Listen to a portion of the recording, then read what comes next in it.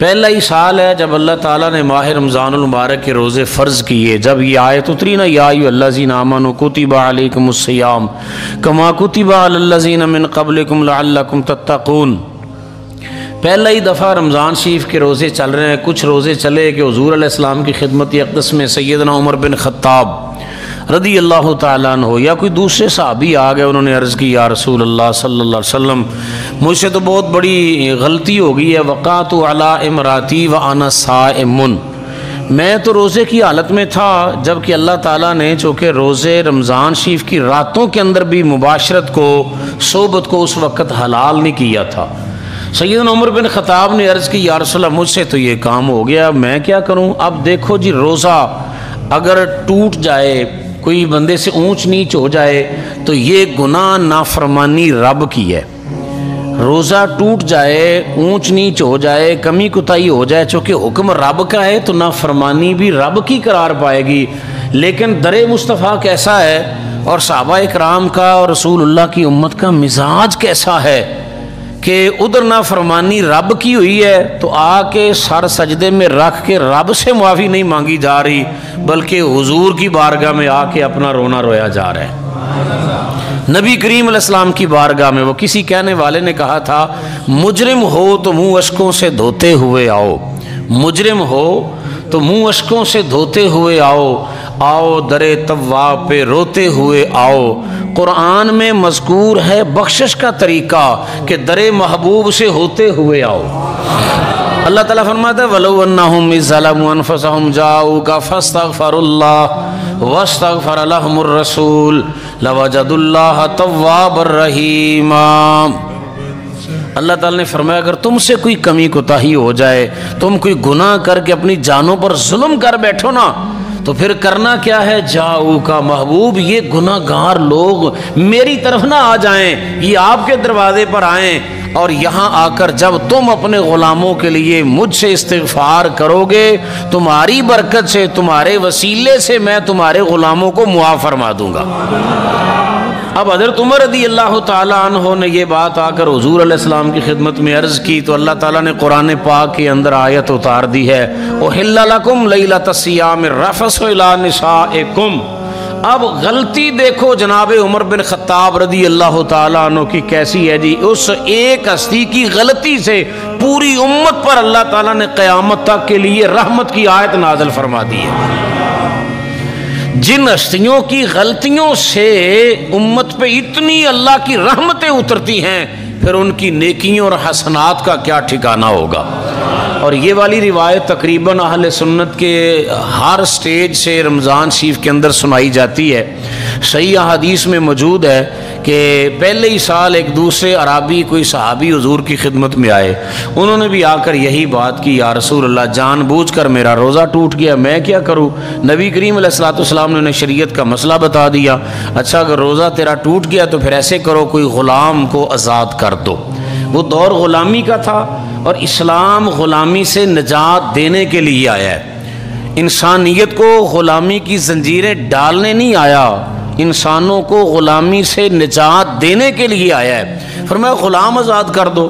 اس بندے نے عرض کی بندہ پرور میرے کول کھان نو شے کوئی نہیں، میں غلام کتوں آزاد کراں؟ ایک بندے کو آزاد کرنا بہت بڑی اماؤنٹ کی پیسے کی درہم اور دینار کی ضرورت ہے، میرے پلے شے کوئی نہیں۔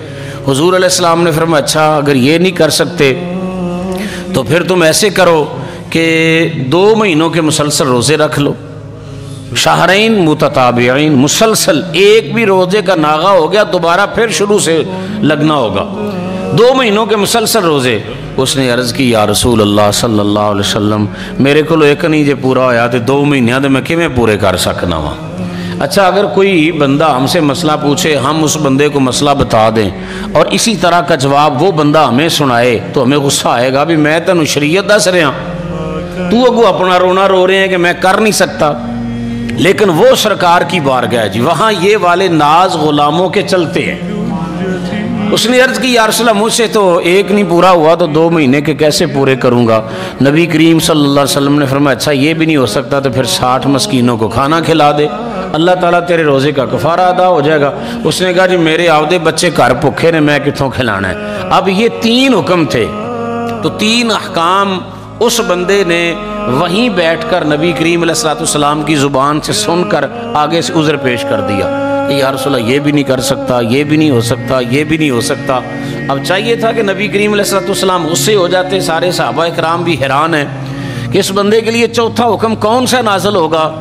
نبی کریم علیہ السلام نے اس سے فرمایا اجلس، اچھا پھر ایسے کرو کہ ہماری بارگاہ میں بیٹھ جاؤ، اللہ تعالیٰ تیرے لیے کوئی اسباب پیدا فرما دے گا۔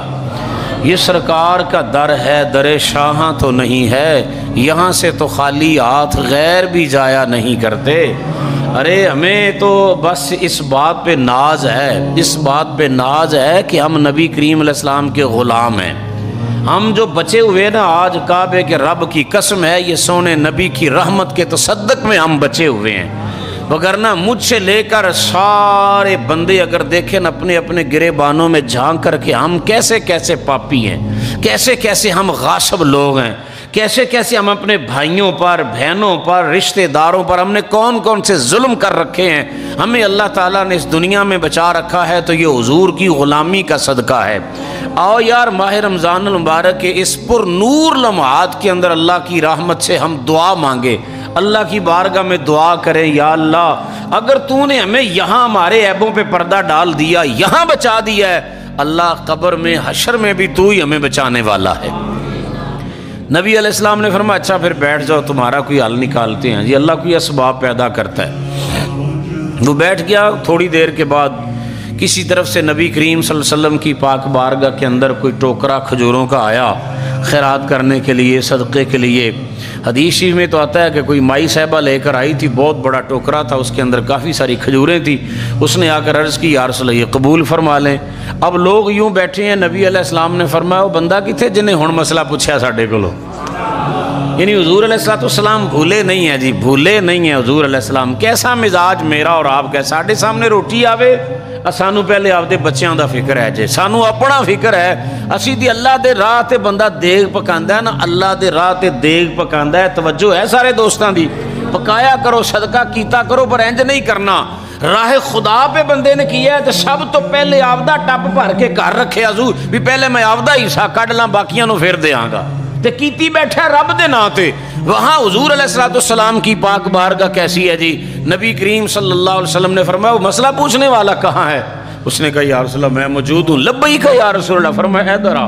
جی یا رسول اللہ، فرمایا ٹوکرا اٹھا، جا مدینے پاک دے سارے غریباں چ ونڈ دے، غریباں چ ونڈ دے تے اے تو تقسیم کرنا ہے، تیرا کفارہ ادا ہو جائے گا۔